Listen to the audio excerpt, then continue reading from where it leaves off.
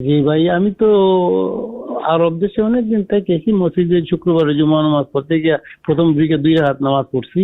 কিন্তু ওইখানে আমি গত জুম্মাতে মসজিদে হুজুরে বয়ান করতেছে খুতবার আগে জি আমি দিকে 2 রাকাত নামাজ পড়তে চেষ্টা করছি, দাঁড়াইছি, উনি বলে না বসেন, নামাজ পড়তে হবে না। আচ্ছা আচ্ছা জি আমরা আপনার প্রশ্ন পেয়েছি, আমরা স্যারের কাছ থেকে জবাব শুনছি। জুমার মসজিদে যখন বয়ান চলছিল তিনি ঢুকলেন এবং তিনি 2 রাকাত তফিল মসজিদ পড়তে চেয়েছেন। জি তাকে লোকজন বসে পড়ুন। তো লোকজন তো বলতেই পারে, এক একজন তো এক এক রকম মানসিকতা সম্পন্ন মানুষ, তাই না? আমাকে কেউ হয়তো বলেন যে ভাই এখানে গুরুত্বপূর্ণ আলোচনা চলছে, আপনি নামাজ কেন পড়বেন, নফল নামাজ, আপনি বসে পড়েন। কিন্তু আমরা জানি নবী সাল্লাল্লাহু আলাইহি ওয়াসাল্লাম সে বিখ্যাত হাদিস তিনি বলেছেন, ইযা দাখালা আহাদুকুমুল মাসজিদা ফালা ইয়াজলিস ইল্লা বাদা আন ইউসাল্লিয়া রাকাতাইন। যখন তোমাদের কেউ মসজিদে প্রবেশ করবে তখন সে যেন 2 রাকাত না পড়ে না বসে।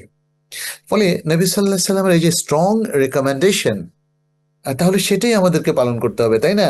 বরং একবার নবী সাল্লাল্লাহু আলাইহি সাল্লাম যখন খুতবা দিচ্ছিলেন তখন একজন সাহাবী ঢুকে ভাবলেন যে নবী সাল্লাল্লাহু আলাইহি সাল্লাম তো খুতবা দিচ্ছেন, আমি তাহলে বসে যাই। তিনি বসে যেতে যেতে নবী সাল্লাল্লাহু আলাইহি সাল্লাম তাকে বললেন, কম কম, তুমি দাঁড়িয়ে যাও।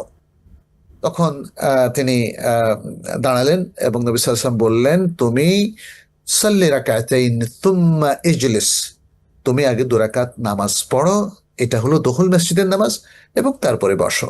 তখন তিনি 2 রাকাত পড়ে বসলেন। তাহলে বোঝা গেল যে জুমার সিরিয়াস খুতবা চলাকালে, দুটোই তো খুতবা হয়, জি সেই খুতবা চলাকালেও নবী সাল্লাল্লাহু আলাইহি সাল্লাম সাহাবাই কেরামকে 2 রাকাত না পড়ে বসার অনুমতি দেন নাই। তাহলে আমাদের জন্য সেই সুন্নাহটা পালন করাটাই বিধেয়। তবে কোনো ব্যক্তি যদি 2 রাকাত না পড়ে বসে যায় তাহলে সে গুনাহগার হবে না, আশা করা যায় ইনশাআল্লাহ। এবং বিশেষ করে যেই পরিবেশে উনি গিয়েছেন সেই পরিবেশে হয়তো মানুষ এরকম 2 রাকাত পড়তে অভ্যস্ত হয় নাই, কেউ তাদেরকে কাউন্সিলিং করে নাই, কেউ তাদেরকে নাসিহা করে নাই। ফলে এই নাসিহা থেকে স্যার দূরে থাকার এখানে কারণে আমাদের সমাজে এখানে দেখা যায় স্যার অনেক ভালো সুন্নাহ আমল হয় নাই। জি জি স্যার এখানে বলেন। বাধাটা দিয়েছেন ইমাম সাহেব। জি আচ্ছা আচ্ছা, ইমাম সাহেব বাধা দিয়েছেন। জি জি যাই হোক, সেই ইমামকে একটু কাউন্সিলিং করা দরকার, তাই না? জি ইমামের কর্তব্য হচ্ছে তো রাসূলুল্লাহ সাল্লাল্লাহু আলাইহি সাল্লামের সুন্নাহকে আরো মোটিভেশন দেওয়া, যাতে মুসল্লি নবী সাল্লাল্লাহু আলাইহি ওয়াসাল্লামের সুন্নাহটাকে পরিপালন করেন, তাই না? Ad-Din Television, a complete way of life.